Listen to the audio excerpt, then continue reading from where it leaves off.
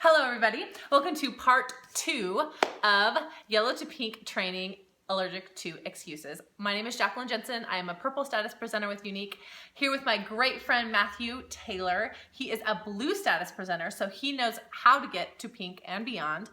He is a guy, obviously, and he rocks sales like nobody's business. And so if he can sell it, I always tell my team, if he can sell it, you can sell it, because he can't wear it and he can't showcase it. I mean, he could and he does. But anyway, okay, so first of all, I just have a couple of things. Today's topic is going to be sales, sales, sales. If you want to get to pink, you got to sell. You cannot rely on your team to sell everything for you. You have to sell. I always tell my people that you have to be willing to sell twice as much as what you are expecting of your team. So if you're expecting your team this month to sell $500, you yourself need to be prepared to sell at least $1,000 in product. And I'm telling you, if you are putting your heart and soul and everything into this business, $1,000 a month is chump change. You can totally do $1,000 a month, right, Matthew? Very easy. Yes, very easily. Okay, so I'm just gonna say my bit and then I'm gonna let Matthew talk because he is seriously a pro at this topic.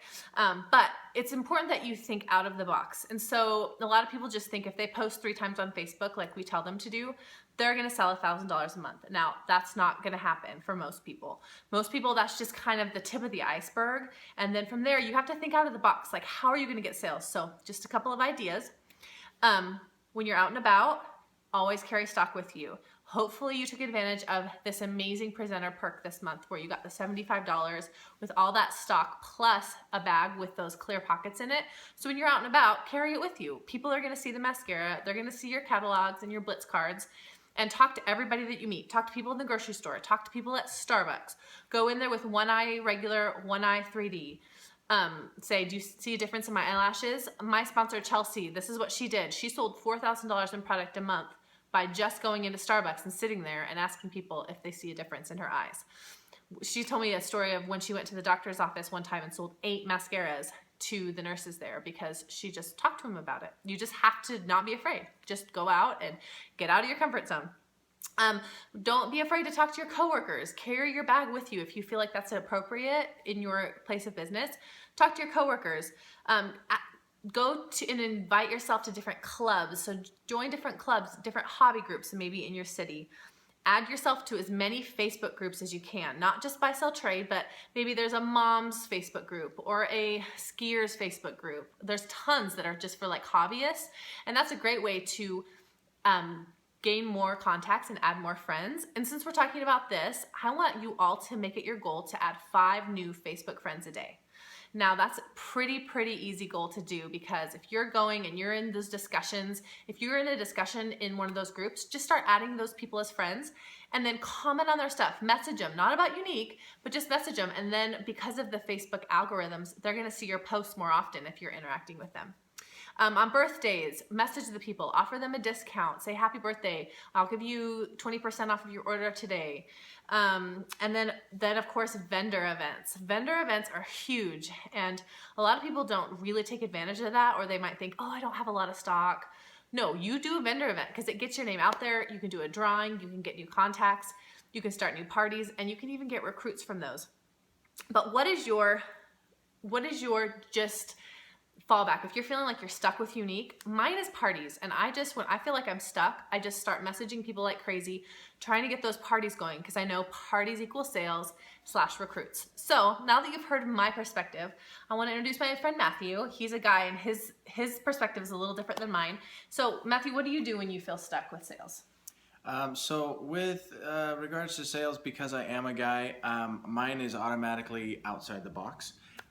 Because everybody's like, you're a dude. And so it immediately gives me an avenue to talk to them and be like, I know, but every girl I know thinks this is amazing.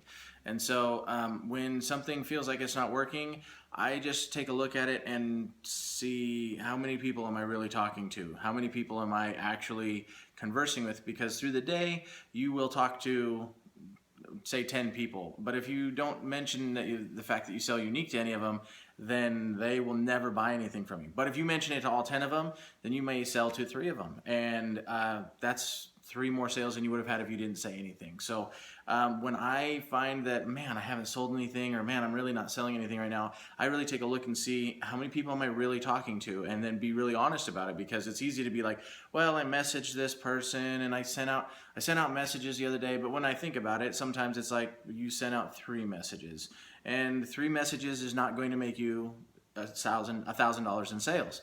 And so I really take a look at it, and if I see or I feel like something is not it's not clicking or it's not working, then I look at it and I say, okay, no, we need to talk to 10 people today. We need to message 5 people today, and we need to talk to every single person.